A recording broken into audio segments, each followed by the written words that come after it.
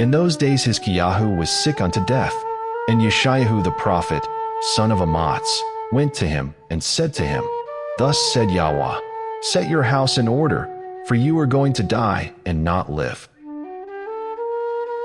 And he turned his face toward the wall and prayed to Yahweh, saying, I pray to you, O Yahweh, remember how I have walked before you in truth and with a perfect heart, and have done what was good in your eyes. And Hiskiyahu wept bitterly. And it came to be, before Yeshayahu had gone out into the middle court, that the word of Yahweh came to him, saying, Return and say to Hiskiyahu the leader of my people, Thus said Yahweh, the Elohim of David your father, I have heard your prayer, I have seen your tears. See, I am going to heal you. On the third day go up to the house of Yahweh.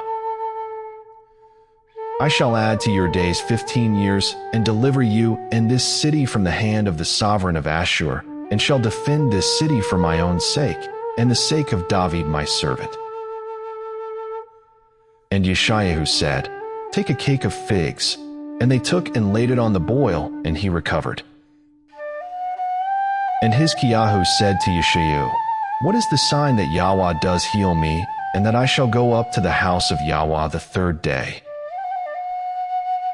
And Yeshayahu said, This is the sign for you from Yahweh, that Yahweh does the word which he has spoken. Shall the shadow go forward 10 degrees, or go backward 10 degrees? And Hiskiyahu said, It would be easy for the shadow to go down 10 degrees. No, but let the shadow go backward 10 degrees. And Yeshayahu the prophet cried out to Yahweh, and he brought the shadow 10 degrees backward, by which it had gone down on the sundial of Ahaz.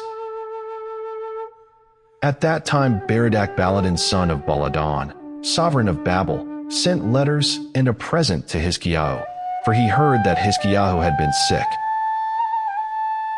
And Hiskiyahu listened to them and showed them all his treasure house, the silver and the gold and the spices and the precious ointment, and all his armory, and all that was found among his treasures. There was not an object in his house, or in all his rule that Hiskiyahu did not show them. And Yeshayahu the prophet came to sovereign Hiskiyahu and said to him, What did these men say, and from where did they come to you? And Hiskiyahu said, They came from a distant land, from Babel. And he said, What have they seen in your house? And Hiskiyahu answered, They saw all that is in my house. There is not an object among my treasures that I did not show them. And Yeshayahu said to Hiskiyahu, Hear the word of Yahweh. See, the days are coming when all that is in your house, and what your fathers have treasured up until this day, shall be brought to Babel. No object is to be left, said Yahweh.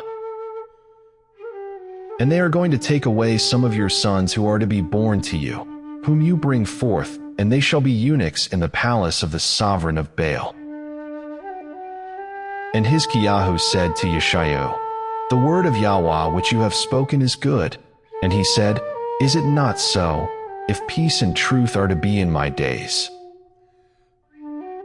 And the rest of the acts of Hiskiyahu, and all his might, and how he made a pool and a channel, and brought water into the city, are they not written in the book of the annals of the sovereigns of Yehudah?